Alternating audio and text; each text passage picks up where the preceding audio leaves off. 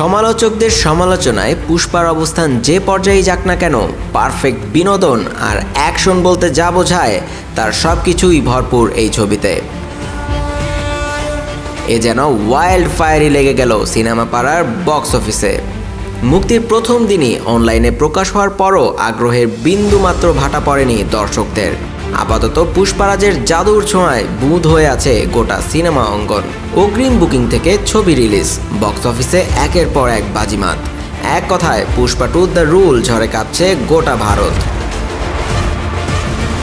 ভক্তদের দাবি, এবার ডবল ডোজ দিয়েছেন সিনেমার নায়ক আল্লু অর্জুন। মুক্তির প্রথম দিনই কেবল ভারতেই 175 কোটি টাকার বেশি আয় করেছে ছবিটি। সেটাই আবার প্রমাণ করলেন আল্লু অর্জুন। চলতি সপ্তাহে 5 ডিসেম্বর মুক্তি পাওয়া পুষ্পা সিনেমার সিকুয়াল পুষ্পা 2 দ্য রুল নিয়ে রীতিমতো ধুমধারাক্কা। পুষ্পারাজ এতটাই উঠছে যে তাকে দেখতে অতিরিক্ত শোয়ের ব্যবস্থা করতে হচ্ছে সিনেমা হল মালিকদের। এরই মধ্যে মুক্তির 3 দিনের মধ্যেই 500 কোটির বেশি আয় করে ফেলল পুষ্পা 2 দ্য রুল।